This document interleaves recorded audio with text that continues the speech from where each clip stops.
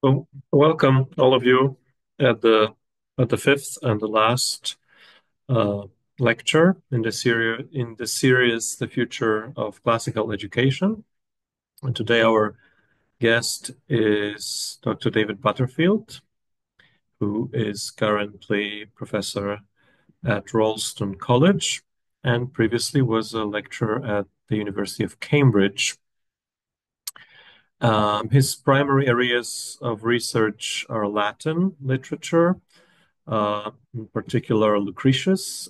He is the author of a book, The Early Textual History of Lucretius's De Rerum Natura, published in 2013, and he also edited a volume on Varro 2 years later.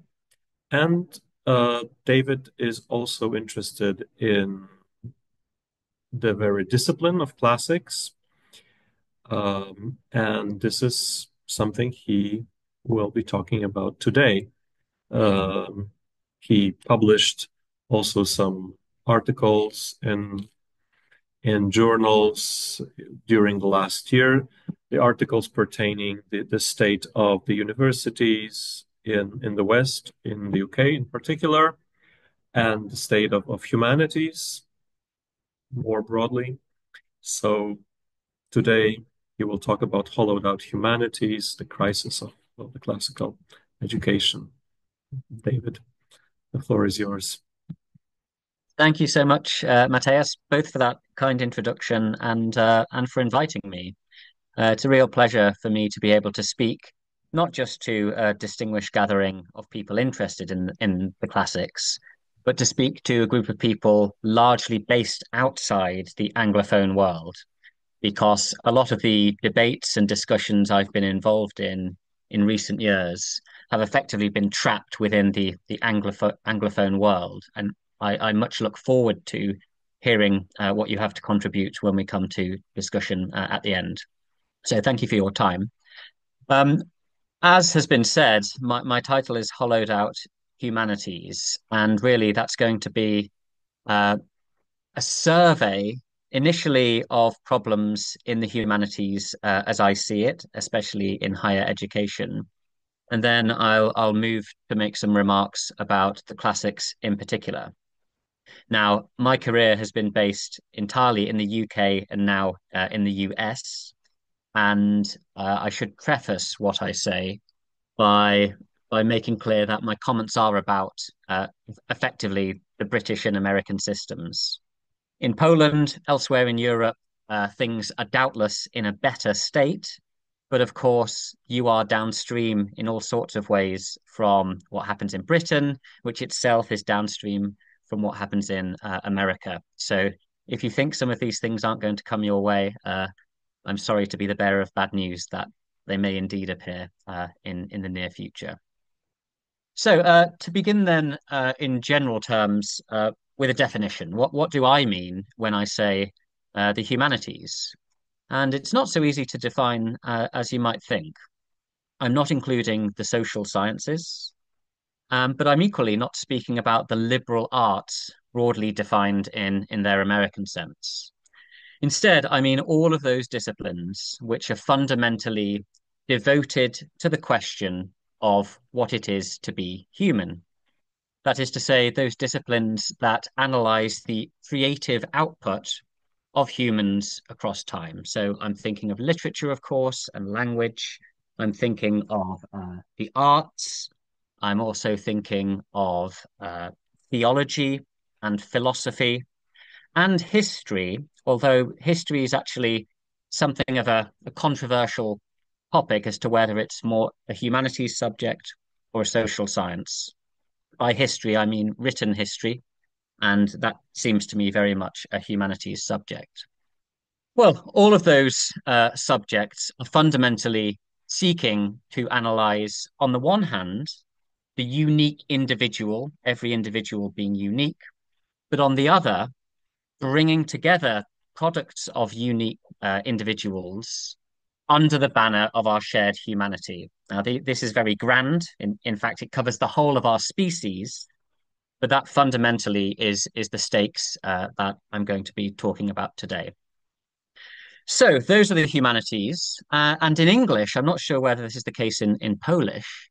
Um, it's quite striking that the singular of the word humanities, namely humanity, not only means the human race, humankind, but it also has a moral force. To be humane and to have humanity is to have sympathy and often empathy with your fellow human being. And the fact that the name humanities in the plural draws upon this idea of sharing with one another our responses to the challenge of being human is to me quite revealing. I firmly believe that the ultimate purpose of the humanities is to share our reflections on the fundamental question of what it is to be human. Now, we might think that something so obvious as that has always been with us. In the history of humankind, there's always been the humanities, but that's not quite the case. And indeed, even in the history of the West, the humanities, in the way I'm talking about, are a relatively recent invention. So it is true that Cicero spoke of studia humanitatis, and by that he meant, broadly speaking, a liberal education. Even that word liberal, of course, is a slippery one. But he seemed to refer to the range of activities a well-educated person might pursue. But after the fall of Rome, from let's say 5th century AD through to the 14th century AD, the humanities aren't really a part of Western education, at least not in its core curriculum. Because if we think of those seven liberal arts, the trivium and the quadrivium, well, what do we have? In the trivium, we have grammar, logic, and rhetoric. And then in the higher quadrivium, we have geometry, arithmetic, astronomy, and music. And in the university system, which starts to emerge in the 11th century, the higher degree after the quadrivium is a set of three options: theology, law, or medicine. Well, in all of that system, there isn't much space for literature or indeed for some of the fundamental questions of the humanities that I've been mentioning. So, the reason the 14th century is so important in the history of our disciplines in the humanities is that Francesco Petrarch makes the connection not just with antiquity again, but fundamentally he sees that engaging with the literatures and the cultures of history is a fundamentally enlightening and enriching act for the soul.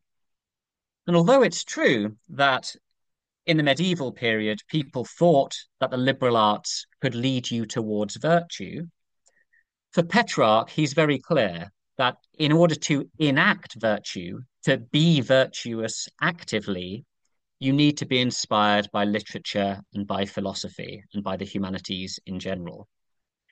Well, that's the 14th century, and the humanities slowly work themselves into the university system. But about 100 years ago, so around 1900, the humanities started to enter the first of several waves of crisis. Fundamentally, the machine age, the rise of science, and the loss of faith, either in Christianity or in spirituality more broadly, has caused various points in the last 125 years where the humanities have looked as though they are struggling. Well, I'm sorry to say that in the present year, the humanities are probably in their greatest crisis to date. There are all sorts of reasons for this, and I'll touch upon some of them. But in the Anglophone world, at any rate, we have a sharp decline in numbers of students studying the humanities.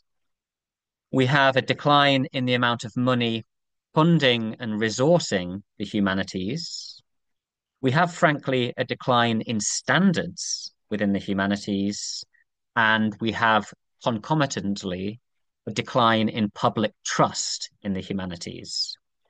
Now, that looks like quite a bleak and grim picture, But the fact is that there's one thing that hasn't declined, and that's what gives me optimism. And that's the natural, curious interest of the public in general in the humanities. That is as strong as it's ever been. And it may well be that the rise of artificial intelligence actually serves as a further spur, a further encouragement for people to engage in the humanities. We can talk about that later, perhaps, if you're interested.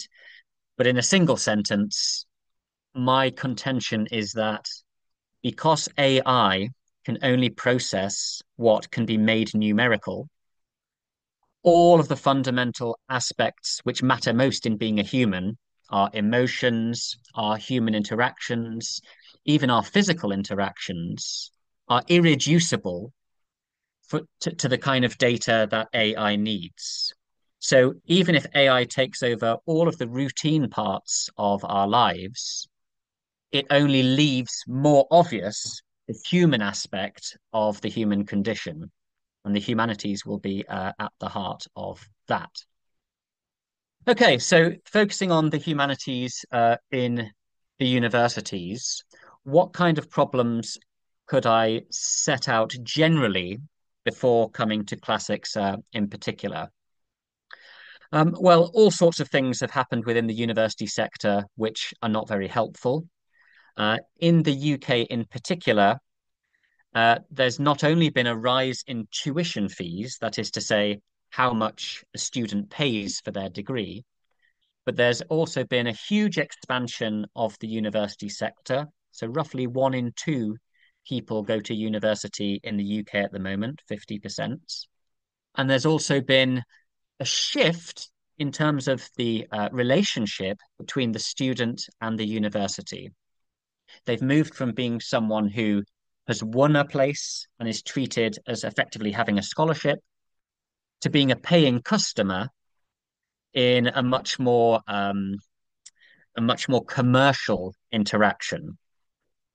This has meant that grade inflation, by which I mean more people getting the highest grade in examinations, has been built into the process, and it's really very hard to fail someone for not doing the work. The problem would be placed at the university's side for not giving enough help, not providing the resources, not setting an appropriate exam, rather than on the side of the student who, for the sake of argument, hasn't done the work and doesn't know enough. So it's a different climate and one that isn't very well suited to the humanities in particular. One further problem that's happened, especially in Britain, is that the government, who funds our universities in part, almost all universities in Britain are state funded, has applied the kind of model that works for looking at a scientific institution to the humanities. So by that, I mean, whilst it's perfectly possible to understand how a new invention or a newly discovered drug can have a concrete and measurable impact upon wider society, it's very difficult to say how the latest piece of research on medieval philosophy or on 19th century French literature can have a concrete and measurable effect on the public at large. Now, rather than the UK government saying, okay, we understand it won't really work to try to measure the humanities by the same metrics as the sciences, instead, the government has doubled down and tried to force the humanities to act as though we are like the sciences. What this means in practice is that research grants, where big amounts of state money are being given to universities, are being guided towards projects which attempt to make a socio-political difference which is measurable. Now, there's nothing wrong with a university making a direct change or having a direct effect on society, but if your very processes of research into the humanities are being formulated with a goal of changing society and being able to measure it, clearly there's a drift away from the fundamental research element of the humanities proper. So the climate is quite hostile to the humanities as traditionally understood. Another problem that has emerged, which is quite hard to explain, but I'll set out what I mean and you can challenge me later perhaps, is that historically, in my mind, the humanities have always operated on parallel strata, on two levels. The higher level we could call the objective stratum. That is to say, there has been a belief in whatever discipline it is in the humanities that with sufficient training and with sufficient research, sufficiently reading prior research, actual progress of expanding our knowledge about the subject in question is possible. What's more, things are right and things are wrong. Arguments are better and arguments are worse. And there's a whole shared scholarly enterprise which has an integrity and a rigor which develops as a continuum. That probably won't surprise any of you. That is simply how scholarship has worked. There's always been a lower stratum in parallel, which is fundamentally about our individual responses to the works of the humanities that we work on. Someone who devotes their life to studying Virgil or to studying Proust, say, inevitably has a personally enriching relationship to the object of study. And it may be a negative relationship. That doesn't matter greatly. But the point is, at the subjective level, there's constant interaction with the area of the humanities you may work in. Now, because it's about personal response, that is subjective and fundamentally can't be tested, can't be measured, and doesn't have a formal place in the objective level. What I contend is that these two strata, which historically were always separate, have become conflated. And what's happened is that the subjective stratum has been raised to the level of being a form of scholarship. In particular, in the humanities in the English speaking world, a lot of a lot of energy has gone into analyzing the humanities through the lens of a particular identity group. And what that means is what theoretically is a universal subject of inquiry open to all humans, literally, has been repurposed in the sense that a certain identity group has a particularly important lived experience in how they promote, how they approach the work and what we should make of their response. Now, this phrase lived experience crops up quite often and it's often criticized. I think there are three good reasons to criticize it. There's also something positive that I would like to add.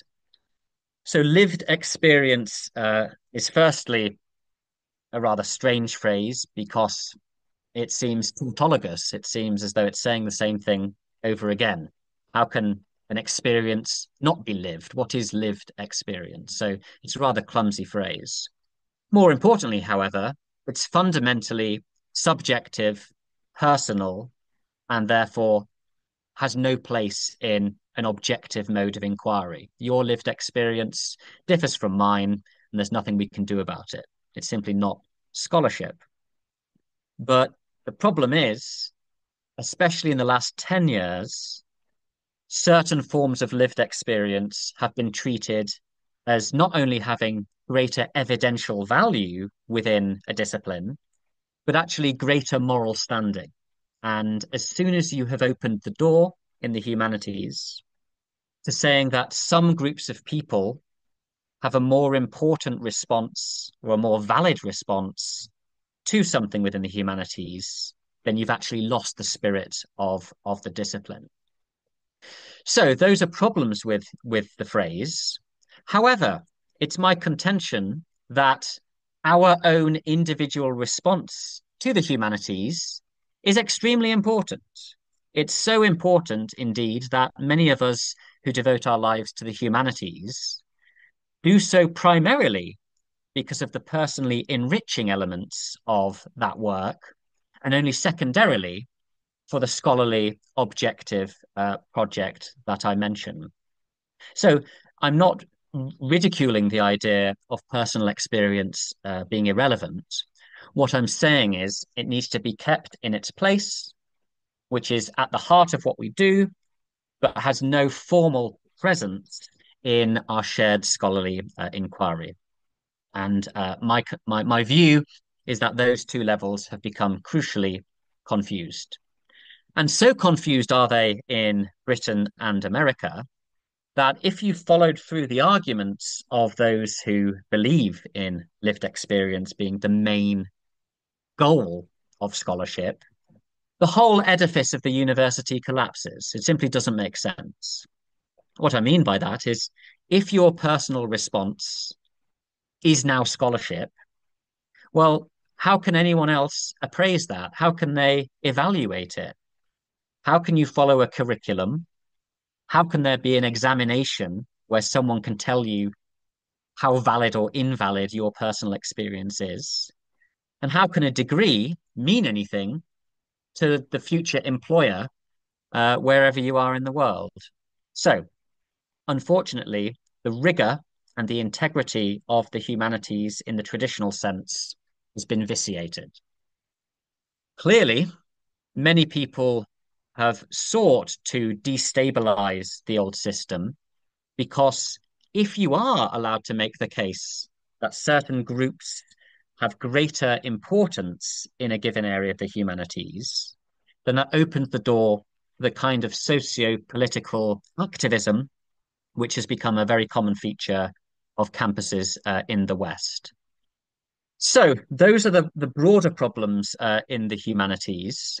I'm going to turn now to the classics in particular. I can see from your names and faces that many of you are classicists. I take it as a given that you are all at least interested in the classics and hope that the future of the classics is a rosy and a positive one. I share that view entirely. It's the most important project of my life to keep classics alive and thriving. And the things that I've written and the choices I've made, in my view, are ultimately in the purpose of allowing the classics to live for another century, maybe another millennium, maybe even longer. So it may seem a narrowing of my argument to move from the humanities to the classics, but actually, the classics is so broad as a discipline that it contains within it all of the humanities. In my mind, it is the holistic analysis of the ancient Mediterranean, European, North African, Middle Eastern world from what, 1500 BC, arguably to 500 AD, but maybe to 1500 AD, both with the Eastern Empire in Constantinople, and with the Renaissance in the Western Empire. And within that huge span of space and time, we seek, do we not, to analyze every possible aspect of the human experience. So, classics incorporates all, which means it therefore suffers from the kinds of problems that I've been mentioning. But it also suffers from some specific problems, which I'll come to in the course of what I have to say. The first thing may be to mention the idea of the canon in particular, canon corpus, especially of literature, but not necessarily, which has become deemed to be the central core part of culture. Well, clearly, the classical canon exists, and over the last 2 to 3,000 years, certain authors have held a central place, whereas certain authors have been peripheral. There's no denying that this has been the case. And yet, there are people within the subject as well as outside the subject who are uncomfortable with that fact. It's not entirely clear to me the deep reason why they're uncomfortable with the centrality of a canon, but it's a phenomenon that they are. All I would like to say about that is two things really. The first is that the Western tradition is real, and by that I don't simply mean that there is a Greco-Roman and indeed Judeo-Christian thread that runs through Western culture. I mean, etymologically, it is a tradition. It is traditio. It's handing over actively. And it doesn't matter which century we look at, in which millennium, from Homer all the way down to our present age. At every point, there have been people seeking to pass on and to hand over access to that Greco-Roman culture. At times, they've been more successful and less successful, but whether we're looking at Benedict of Nursia and Cassiodorus in the 6th century, or Charlemagne and Alcuin in the 8th century, or figures in the early universities in the 11th century, or the Renaissance humanists, whatever, all of these people are actively seeking to hand over what they regard as a shared inheritance. So the, the tradition has been actively supported, but equally, it's been passively inherited. And there's no escaping that fact. It doesn't matter how much one dislikes the Greeks or the Romans as cultures, as imperial overlords. The fact of the matter is that the Western world has been shaped by not just the classical figures, by their written canon. So we may regret the evolution of the Western world, or we may admire it. It doesn't matter. The fact is, the canon is historically central. The second point I want to make is that although that canon is central, it's actually a mixture of design and chance. There have been points in time where small groups of individuals have made decisions, made value judgments, critical assessments about which, let's say, literary works matter more and which matter less. It may be the scholars of the Library of Alexandria or the scholars of the early Roman libraries. It may be the late antique commentators on classical texts. It may be schoolmasters in the early monastic schools and the cathedral schools. At various points, certain works have been deemed to be better than others. That judgment may be wrong, it may be of its time, but that has shaped the canon. However, crucially, a huge amount of material survives by chance, and a lot of material that people hoped would survive has been lost by chance. We don't need to think only of Philodemus's works preserved in carbonized papyrus rolls by the chance eruption of Vesuvius. We can simply look at any medieval library and see that it's something of a matter of design and something of chance. Certain manuscripts stand on the shelves. And if we look at Euripides, the Athenian tragedian, briefly, his surviving plays make my point very, very eloquently. We have 10 plays which were chosen as the canonical best 10 works of Euripides, alongside the 7 chosen for Sophocles and for Aeschylus. But we also have another 10 or 11 plays by Euripides, which survive by chance from the complete alphabetical collection. And they're mostly in the letters eta, iota, kind of thing.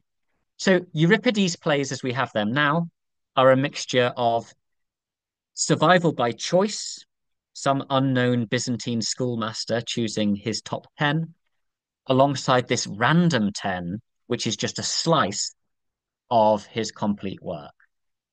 So why do I labor that point? Well, anyone who feels conspiratorial about the canon, as though it was a group of dead white men trying to shape the world through making certain choices, simply doesn't reflect the reality of what survives from the ancient world.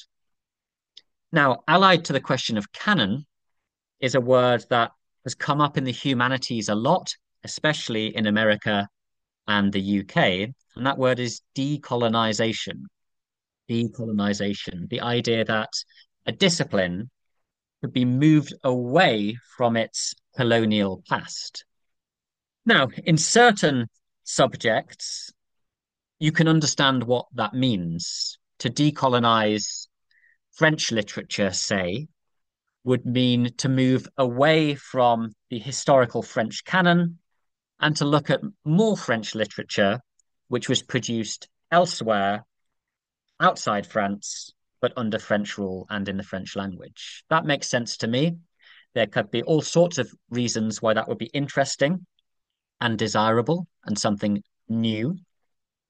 But classicists have been quite late to the decolonization movement, and there's a proportion of classical academics who want to decolonize classics.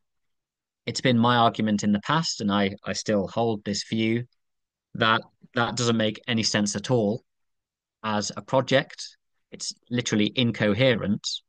And even if it did make sense, it's not obvious to me that it, in any sense, takes forward or develops the discipline as I understand it. So the canon is there, the canon is real, and decolonization is not something that practically makes sense for the classics as a discipline writ large. We can talk about that later if you'd like to press me on that. Another problem that's relatively specific to the classics is that of language. By that, I mean primarily knowledge of ancient Greek and knowledge of Latin. Now, in some countries, certainly Italy and perhaps to a decent degree Poland, Latin and Greek are still well taught in the school system and often taught in a way that's funded by the state. So it's not an elite form of education that only those with the money to pay for it can get. It's actually preserved as part of the educational system of the country. Well, historically in America and in Britain, there's been a huge decline in the last, let's say, 80 years since the Second World War of the teaching of Latin and certainly Greek in the school system. We don't need to go into the details, thankfully, but fundamentally, it's very rare to be taught Latin at all, let alone taught Latin well, in a state school in the UK. Yet 93% of school pupils are in the state sector. So what that means is those who know Latin and Greek in Britain are mostly at private schools, that is to say, fee-paying schools. For people like me, I see that as a very sad decline, and I hope to do all that is possible to bring Latin back into the state sector. For others of a different view, they see private schools as the bad actor, bad apple, which needs to be pushed away because it's preserving this elite form of education. So the very languages of Latin and Greek, which are integral, they're crucial, understanding so much of the ancient world, have acquired this baggage in the Anglophone world of being elite and suspect and not open for everyone. The result has been that many university departments have removed not only requirements to learn Latin and Greek, but they've actually treated the whole philological project of learning these languages as a means studying antiquity as something that is backwards. Progress is to avoid these elite languages, which means effectively to deal with the ancient world in translation. Now, I can concede that a very large amount of study of the ancient world can be done in translation in a way that is, broadly speaking, successful. But if we're talking about research universities and about degree programs that are meant to train people not just to teach, but actually to be researchers of the future, Latin and ancient Greek need to be maintained as a central part of what it is to be classical scholar. If you explain this to someone on the street, someone from the general public, they see it as so obvious that they're amazed you're even trying to make the point. They couldn't believe that a German scholar couldn't read German or a French scholar French. So, how could it be that someone who studies the texts of the ancient world couldn't read Latin or ancient Greek? Unfortunately, that is where things have gone in most universities in America and the UK. And I personally am of the viewpoint that philology is the bedrock on which all of the other disciplines in the classics stand. And if that bedrock is allowed to erode and disappear, the whole edifice is dragged down to a lower level of rigor and fundamentally a lower level of truth about the ancient world. So there needs to be a revival of taking Latin and Greek seriously in these universities, but many academics are suspect of philology as it stands. Where to turn to now? Uh, I could make a few remarks about skills and the instrumentalization of the humanities. What I mean by this is that in the climate I've described, where money is going into science and technology and some governmental money into social sciences, the humanities have been struggling to make a case for why they matter. And the arguments that have generally been made in the last 30 or 40 years in the UK have been all about skills. You study the humanities not because of what you study, it's so that you can gain skills which will then have value in the workplace.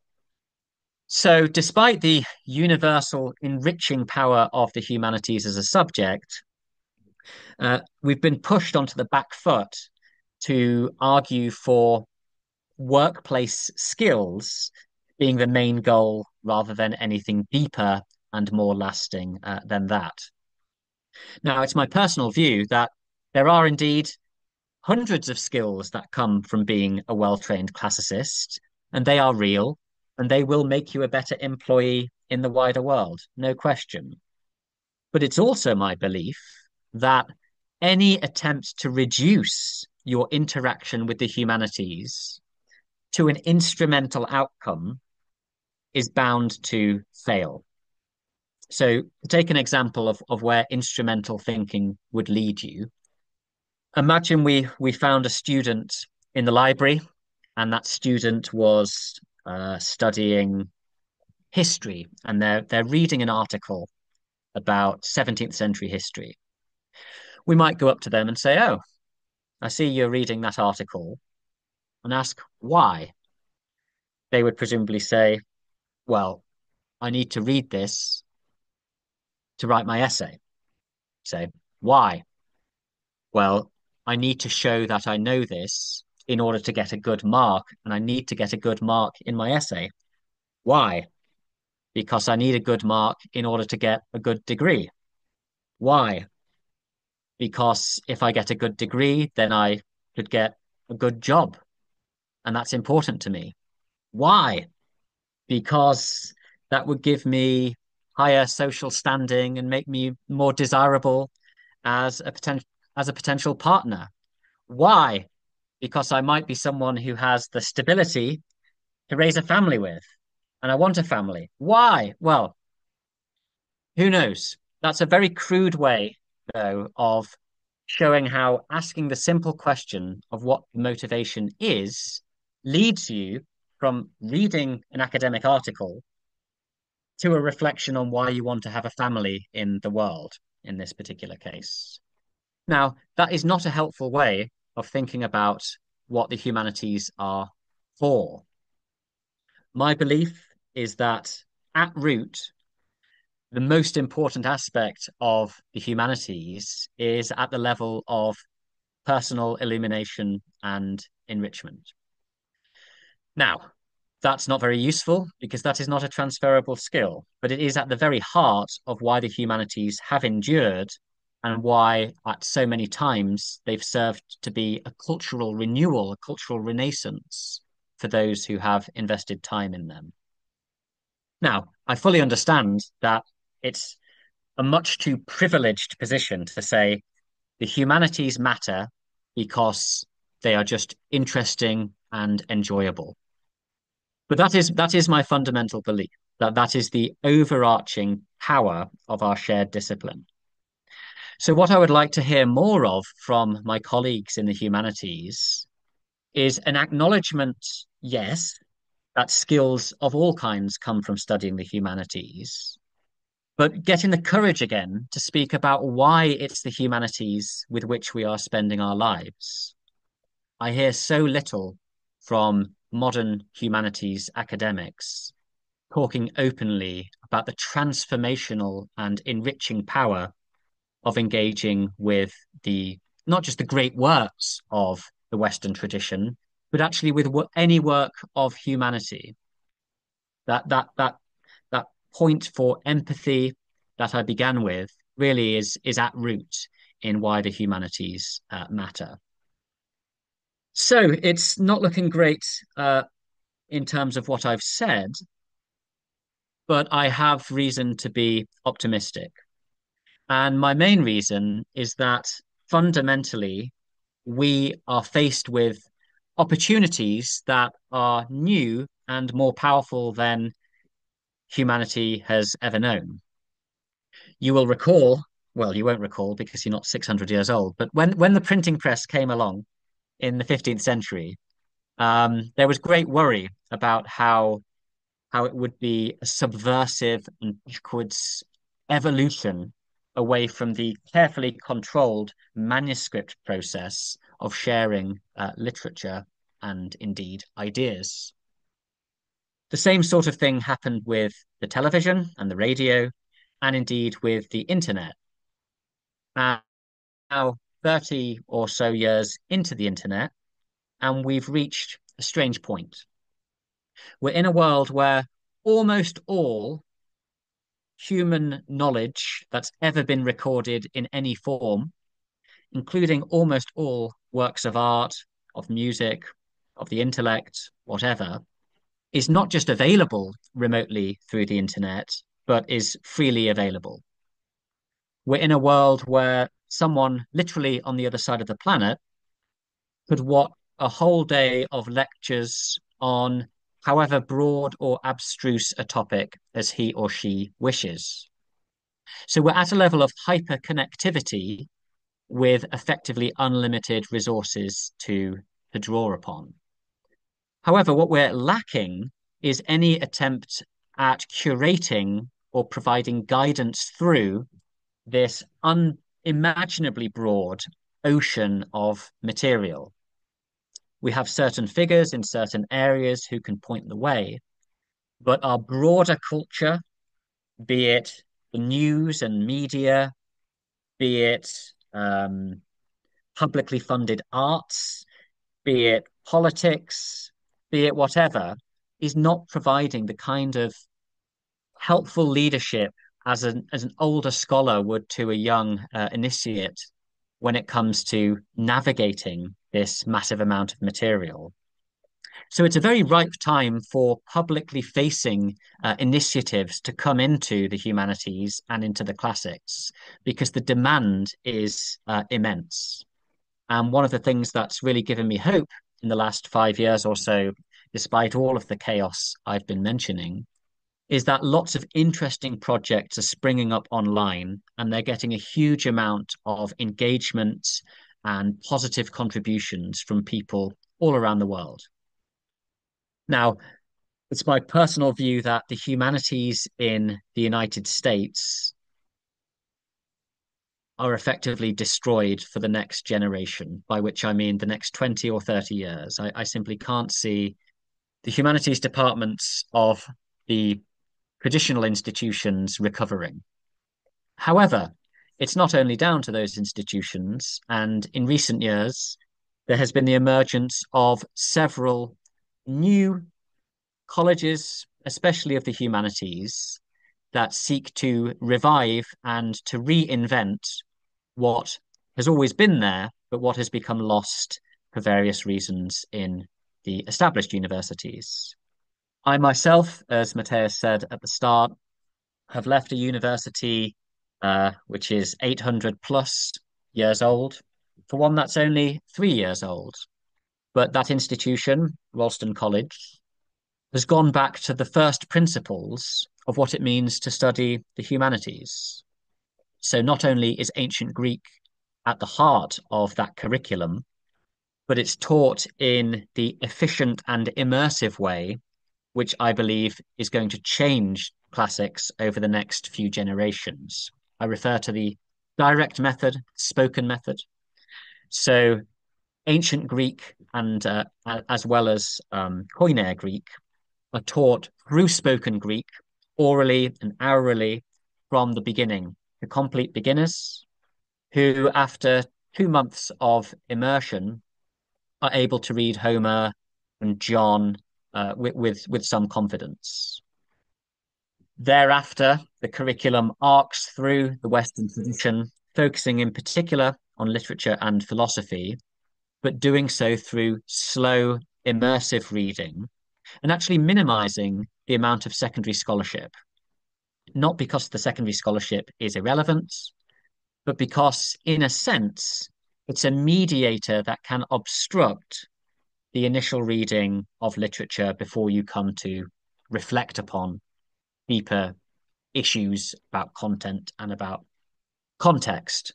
So I've literally changed my life out of the conviction that our shared work in the humanities can be done better, but in most English speaking universities, it's actually easier in the short term to start afresh rather than continually fight and probably lose, as I think is the case for the next 10 or 20 years. Okay, I can see I've spoken for about 45 minutes, and I could go on, as you can imagine. But perhaps, what do you think, Matthias? Should I take questions now, make further remarks? What suits? Yeah, we can see. Thank you, David, for this fascinating lecture, and maybe we can see if there are questions or comments, uh, and we can go from there. Yeah, Matthew. Okay, maybe I can give you some material, Dr. Butterfield, to keep going. Can you hear me? Uh, I very much enjoyed your talk. Of course, I was reminded of something very dear to me, which is a sort of Bildung tradition, this paideia, and the sort of, you spoke of it very briefly, but maybe you could say some more about what this means to you, because I'm very interested. I mean, I suppose rather notably now, left Cambridge for Ralston, and this is an existential choice about the meaning of Bildung or paideia and how one does this and what this means to form a person. So perhaps you might comment on that in a more abstract way, as it were. But also, I'd like to know your opinion about perhaps in terms of a grander picture, where we ought to go and what we do. And I say this because I have moments of pessimism where I think, well, perhaps we ought to tear the whole thing down. You know, all of these institutions that have become kind of rotten with bureaucracy, ideology, or what have you. I'm in the middle of a grant application now, by the way, so that seems to bring out one's pessimism. And or if it would not be too difficult to start over again if we lost some of what we had. So in terms of transmission and inheritance, which is an important concept for me, that we have inherited something, these traditions, and that they've been entrusted to us. And there's a certain institutional aspect to that as well. It would be a shame to see Cambridge go. But at the same time, there's something deeply wrong with the way the humanities are being taught, even in Cambridge. So there are sort of the two discussion points that I have for you. Thank you very much. Well, thank you, Matthew. Those are very wise observations and questions built into them. It may be easy to take the second and then move to the first, hysteron proteron. Um, to be clear, I don't think any of the great legacy universities should fail. I don't want to see things burned down and reduced to ash. And I draw a big distinction between what is happening in the so-called STEM subjects, science, technology, mathematics, from what is happening in the social sciences and the humanities. For the most part, the social humanities are so ideologically and politically rooted that they're not really in the spirit of the university in the way I understand it. They'll doubtless continue to get funding, but they're almost effectively politically biased think tanks rather than spaces for open inquiry. The humanities, again, I want to draw a distinction between the humanities in the English speaking world and elsewhere, because in other countries things are much, much more healthy. Um, but my contention is that given where things stand, there simply isn't an internal corrective mechanism to make the humanities thrive again in the way that I believe they need to. It will require external compulsion, and my own instincts there are not of the American kind of banning, DEI and imposing on the institutions a way of doing something. That really just creates the pendulum swing, which is very predictable. I'm much more interested in modeling at the small scale in new institutions better ways of doing things, such that not only does the average young person feel more interest in pursuing that than going to a Harvard or a Yale, but those legacy institutions see that actually they have drifted away from what their core purpose was. I mean, what's the motto of Harvard? Veritas, truth. What's the motto of Yale? Looks at Veritas, light and truth. What's the motto of Princeton? Dei sub numina viget. It thrives under the power of God. Well, all of those institutions were founded in the spirit of being tied to universal truths and higher ideals. And various factors over the last 100 years, maybe 150 years, have eroded that core link with those higher ideals. And I'm sad to say that I do not believe anymore that a humanities department can thrive without having some rooting in higher ideals. If it doesn't have that, so rapidly can it be um, repurposed either through ideology or through instrumental thinking of the kind I mentioned, changing the degree so that it sets you up better for the workplace. Well, that may be a noble thing to do, but it's not in the spirit of the humanities. So, to be clear, I see an institution like Ralston College not as a rival to the old universities, but as a small institution that has the freedom to do things in a way that we regard as proper, in the longer term hope that the institutions and universities I love, including Cambridge, swing round and reroute themselves as humanities disciplines. Because as I tried to say, this isn't simply a matter of the politicization of these departments. It actually comes down to the whole scholarly enterprise. If you do not believe that there is concrete progress that can be made in your discipline, well, the whole thing is effectively a vanity project for your own personal interests, and that has no place in a state-funded university. So that possibly sounds pessimistic, but in my long-term view, my optimistic hope is that all humanities departments reroute themselves, given that the public in general expect that from their universities. Moving to your first question about paideia, you're exactly right. I've been teaching for 20 years, and if I look back on pupils, I'm more proud of those cases where the educational and intellectual journey has changed people, not just in what they do with their lives, but actually how they view the world. I'm more proud of those forms of revelation, as it were, than I am of the very brightest pupils who are now, world-class academics. And although I'm not saying that it has to be a part of a humanities degree that the individual is shaped and transformed, but the fact is that the humanities have had such power and such endurance and such tradition because they are transformative. So, in that spirit, which is very much a Greek and a Roman spirit, as well as a Christian one, I do see education in the humanities as having the power to transform the soul. And one of the beautiful things about the Ralston community, which I keep mentioning simply because that's where I am and that's where I'm teaching, is that at the small scale, immersive, going to Greece for 2 years, living as a small, effectively college of students and fellows, the reality is that people's lives are changed in very profound and moving ways.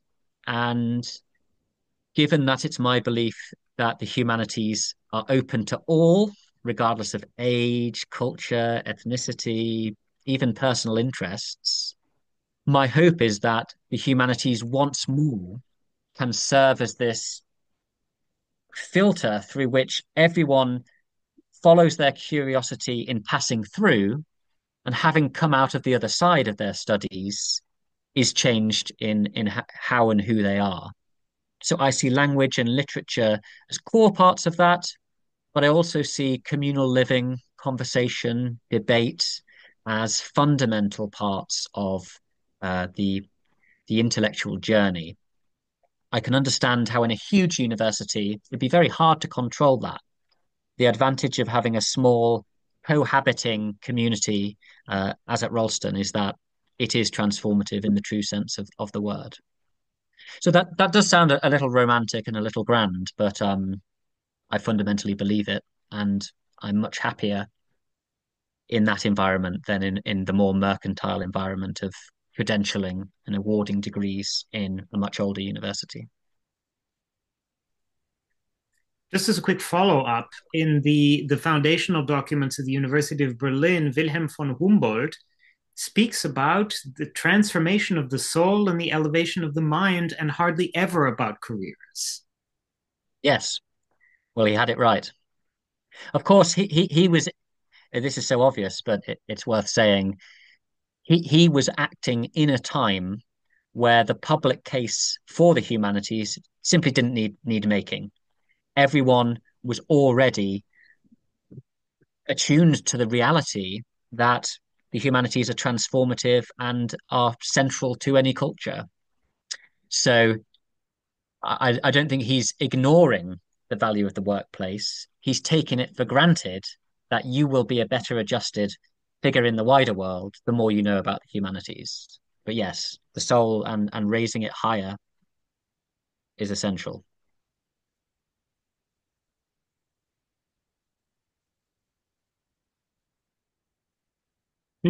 Any other questions or comments? We will probably not delve into the situation of Latin and Polish schools, which is miserable. But yeah. Mhm. I just maybe while others are thinking, I want to say maybe 2 points which may be interconnected, but are somewhat separate. One thing is that what you mentioned, this kind of mechanization, mathematization, this machine-like form of culture that has emerged in the 19th and 20th century. And so we created machines, and you were slightly apologetic about being romantic, but actually I think that we need to be romantic in order to save the humanities, because one of the elements of romanticism was, of course, this uh, opposition to the machine very early on, and everything they had to say about the machine was true, and the situation just grew worse and worse. But there is, because we create the machines, and we create the machines not because they are beautiful, not because it's nice to be around a machine, because we want things done. So machine has a purpose, and it's an instrument because we want to maximize, we want more of this, more of that. But then, so we created the machines, and then the machines start to change us. So this is, I think, this, and you can find this in already in early Romanticism, this horror of the machine, and you can find it, of course, 100 years later in Tolkien and authors like that. And I think it's when we deal with AI, it's very important to remember that very intelligent people were saying very intelligent things about that in during the last 200 years. So so we so the problem is that not that we have these machines and that they make our lives usually more comfortable and efficient, but that we start to think of ourselves as machines, and that as you say, that's it's very difficult to get out of this now.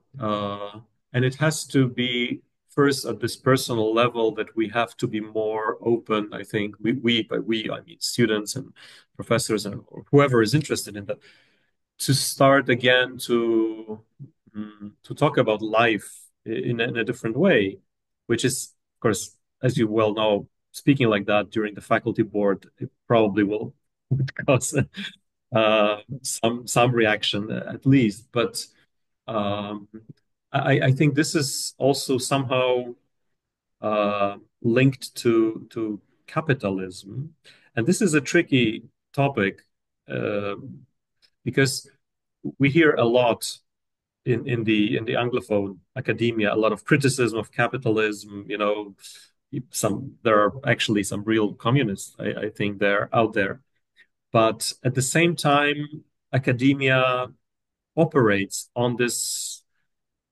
as this financial corporate thing. So this is very weird, because the same people who are criticizing capitalism, they seem to thrive on the foundation, which is completely obsessed with money, with efficiency, with production, and you can see this language present everywhere. From the Polish perspective, I remember when I was going to high school and to studies in 1990s.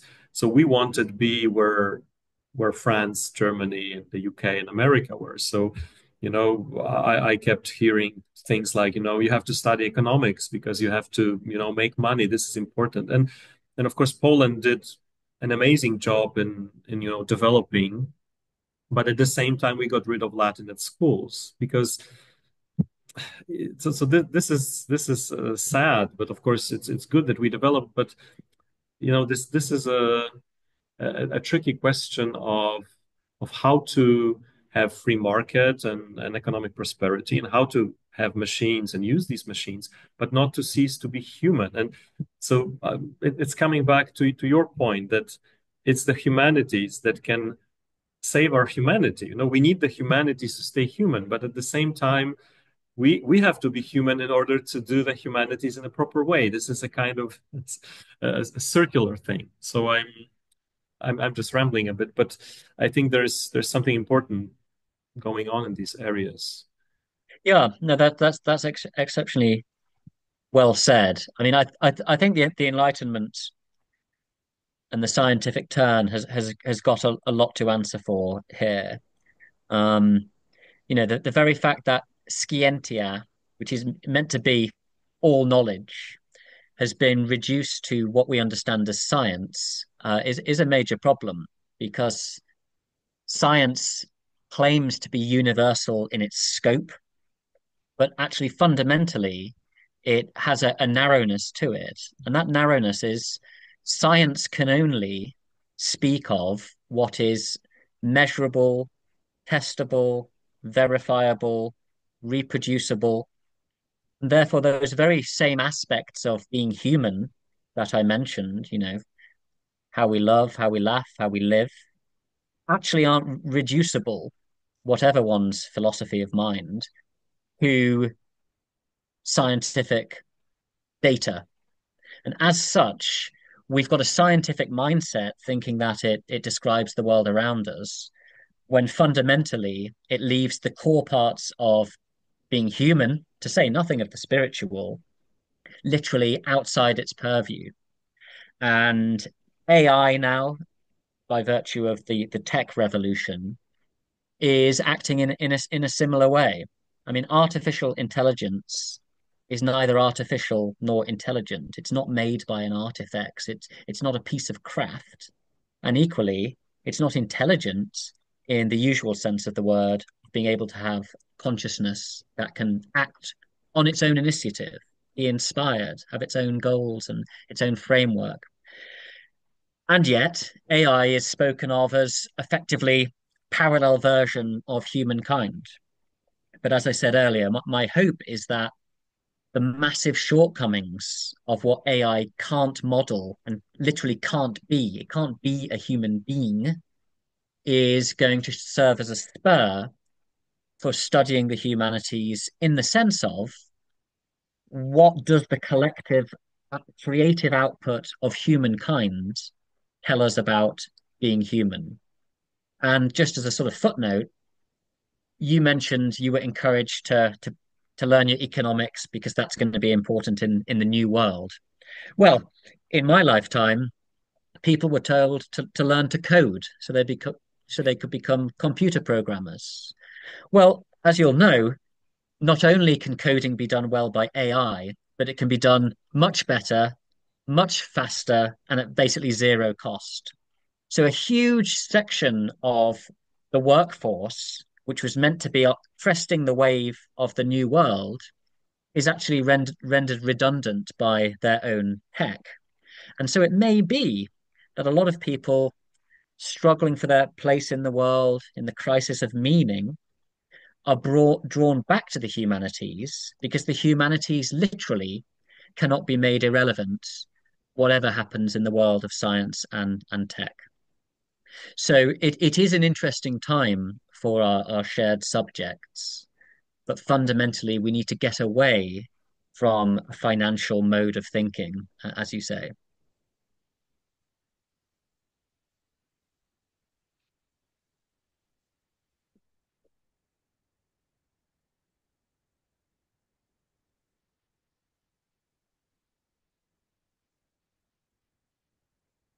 Yes, but I'm also thinking about another problem that you mentioned, and I have even less understanding of that than of the ones that I mentioned before. Namely, how to put it? Uh, so throughout the history, only a very small number of people were capable of reading and writing and handing over the traditio that you mentioned. Democratization of culture changed that profoundly. And I'm not even sure that we really understand what has happened since the 18th century, or even since the invention of printing press and Protestant Reformation sort of boosting literacy and all of that. In a sense that now the sheer number of people that can read, that can study, as you say, that 50% of people in the UK now are going to get higher education. In what sense this is higher? Maybe even 70% people can get a higher education. Why not? In our university, we now have more and more programs, how to help handicapped students with all sorts of difficulties to study. I'm all for that. But at the same time, I wonder what are the costs of this? Because to put it in a very crude way, like Socrates would, you know, in life you can't have many people doing anything in a good way, so only a small Socrates would always repeat that only a small number of people can be, like a good cobbler, a good I don't know, salesman, a good philosopher, a good poet, or whatever. Mm. Um so and I share your, of course, and we are friends and collaborators. So I share your desire to make the humanities and classics open to everyone. And I'm happy if I see people interested in that. But at the same time, I'm afraid a bit that the sheer numbers are going to drown us. The number of publications, the number of articles and monographs you have to read in order to write an article now, right? The number of scholars you have to track if you want to know what's going.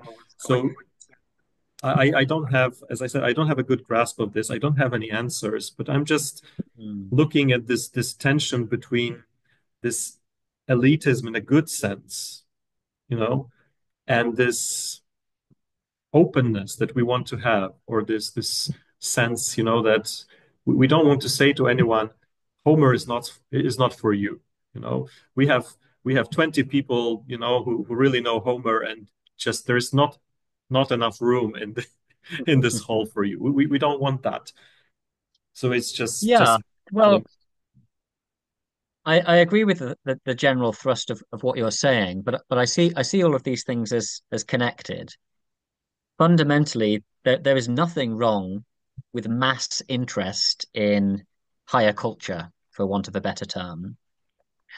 Where the problem has arisen is that with the universities losing trust in their ability to pursue objective inquiry and to make critical judgment about what is better and what is worse, we've lost the status of experts. And by virtue of that, public have lost a relationship with intellectuals of the university type. In Britain and America, it's never been worse. It may be different in Poland, I hope it is, but in Britain, there are very, very few people who are professional academics at a university who a member of the public would either have heard of or would want to listen to. The trust has simply broken down. However, if we believe that expertise is real, even in the humanities, and that critical judgments can be made, it shouldn't take too much to restore these figures into the public mindset and provide the kind of guidance and curation that I've been saying has become so rare. Because if there are 20 true Homeric experts, but they can effectively cut through all the noise and steer the wider public into Homer, then I'm all for everyone in the world being interested in Homer. But if we move into a world where everyone's personal response, their lived experience, etc., means that literally no one's opinion is more valid or more authoritative, then we enter chaos, which is destabilizing and ultimately bewildering and depressing. It leaves people as individuals in the noise rather than as collectively engaging with the same piece of shared culture. So what I'm saying is if standards were reinstituted within the humanities, it shouldn't be that hard to help the mass engagement that the internet now allows to have direction, purpose, coherence in the way that I believe it should.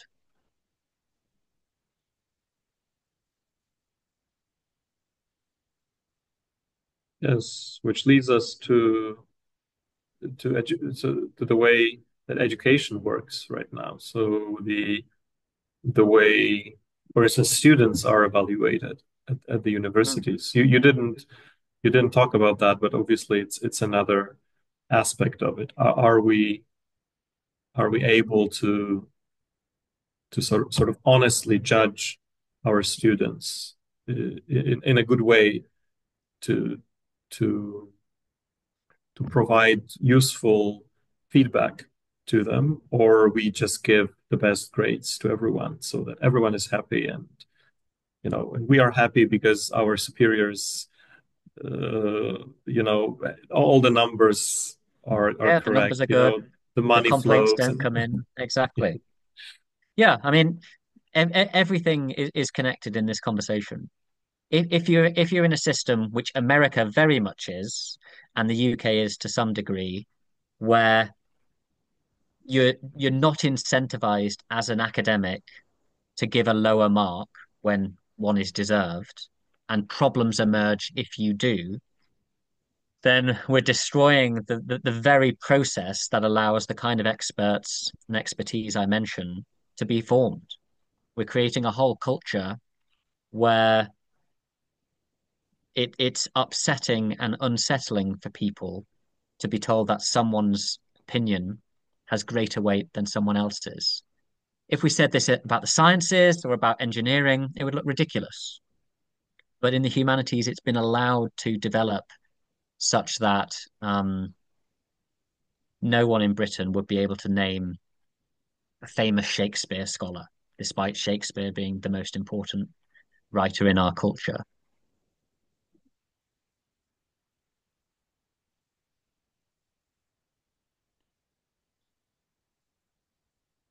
But the good thing about almost everything I'm saying is that the wheel doesn't need reinventing. Everything I believe that would be good has been done at some point. It's a case of getting serious about reviving that rather than trying to solve some completely new problem in the abstract.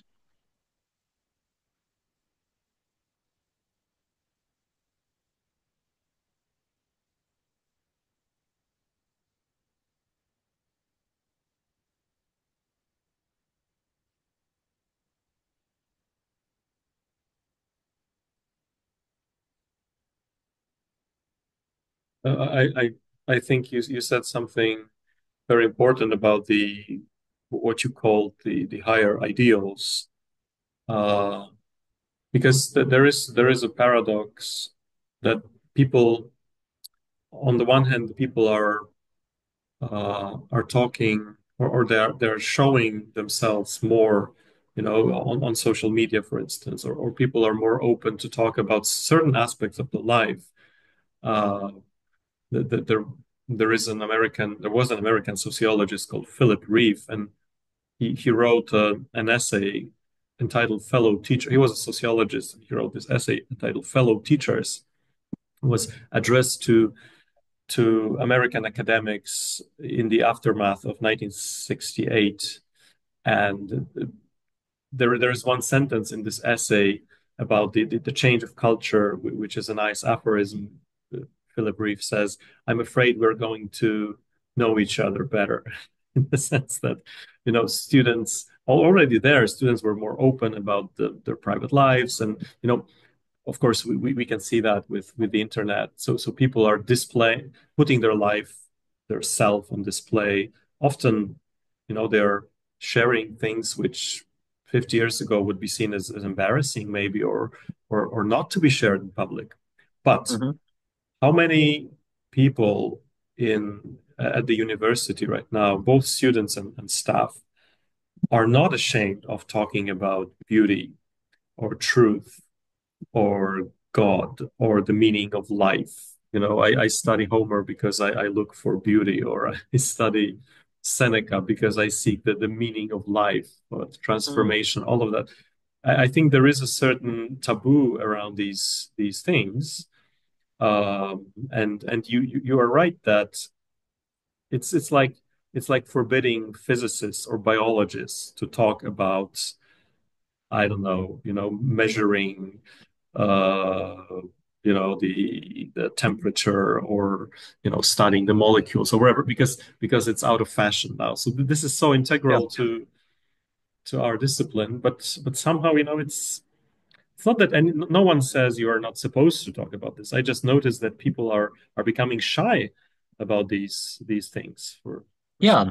Well, I mean, taboo is a good word, but it's become conditioned as a taboo by virtue of the great majority of academics in the humanities themselves either not believing in these higher ideals or feeling that their belief in them is something that doesn't have a place in discussion.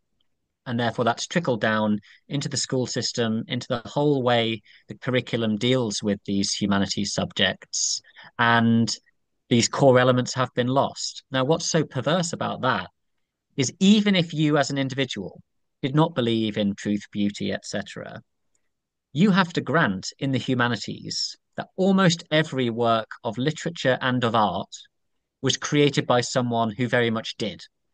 So the context of almost all there is to study within the humanities is one of higher ideals. And at the very least, you need to place yourself in the context of that work, whatever it may be, and meditate on what those higher ideals could have meant.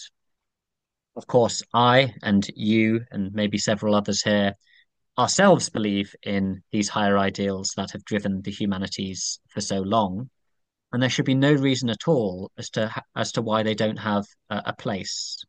I would go back to my rather crude Who strata model and say that there's nothing at all wrong or unhelpful about reflecting on these things within the humanities environment, but it's hard for those to have a place in an objective assessment. So it's really allowing both strata to have a place rather than seeing one as irrelevant and the other as the only mode of tackling things. What is wrong with speaking of beauty when looking at the old masters of Renaissance Italy? Nothing. That's why they look like they look, because of beauty.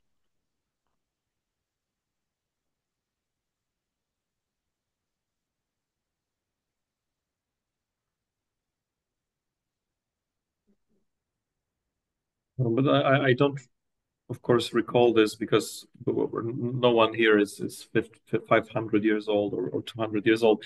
But when I try to understand the point of view of let's say the other side, so this sort of fear of what used to be called grand narratives, for instance, or the fear of great words, of great ideals. Again, this is what I vaguely remember from the time I was an adolescent. I kept hearing this, okay, it's now time to stop talking about, the fatherland and God and beauty and truth. Now we have to study economics. I mean, at least in Poland, this was this kind of, if we want to be the West, we have to do what the West did, which is tricky because I'm not sure if the West really did it, but so sort of bracket these great things and focus on making money, producing cars, whatever.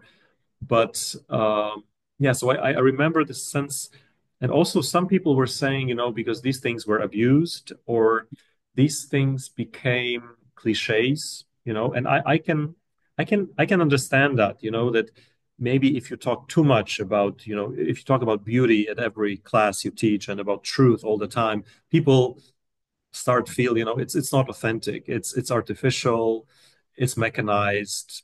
So I can understand that you can exaggerate here, of course, but I don't think we are in the place where this is exaggerated, certainly because it's completely absent. So yeah, maybe because we can turn everything into a caricature. That's part of being human as well, right? Sure. We can spoil things, we can abuse things, but abusus non tollit usum. So Quite so. maybe, yeah, we should try that.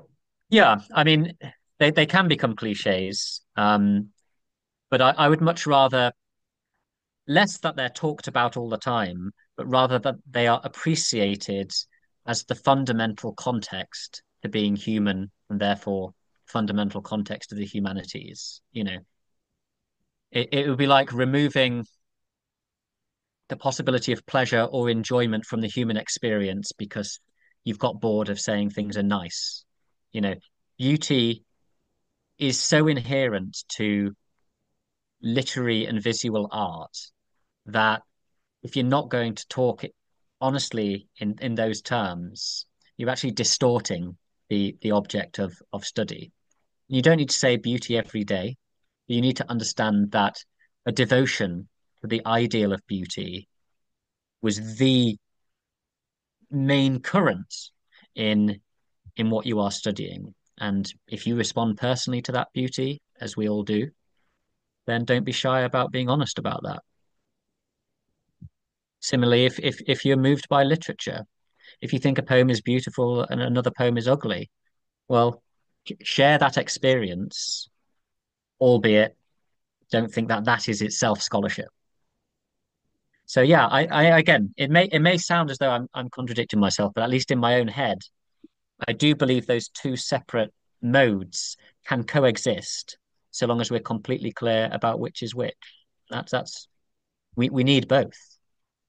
Why do I, as a textual critic, trying to recreate Lucretius's poem, why am I doing that? Am I doing it so that we have better evidence on the basis of which we can understand the ancient world?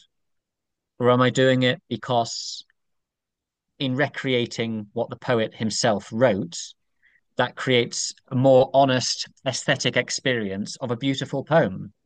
Well, the answer is both strata.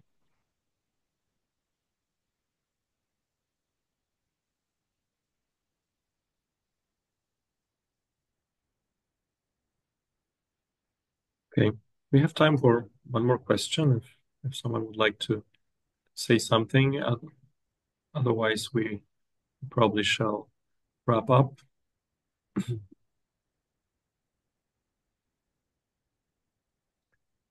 Okay, so thank you, David, for this beautiful presentation and wise as well. And this is a very good end point of the series that we try to think about various aspects of the humanities and classical education and all of that, and the future. Yeah, and I like the that you bring some hope to it, and that Hmm. you are not one of these. I mean, it's always a temptation to be a pessimistic scholar who who criticizes everything, and this is one of the sort of personae we can assume from time to time. But it's important to remember that if we don't have hope, then we can just give up what we do. So I appreciate the fact that you have some optimism as well. I do. Well, thank you so much for the invitation, and thank you to all of you for taking time this evening to listen to me. It's been very kind, and you've suggested things that are new to me, which I'll think about, and hopefully down the line, I will meet you somewhere in the world, and the future of classics will be assured. Thank you. And also, I thank the audience for being here. Thank you, David. Goodbye. Bye. Pleasure.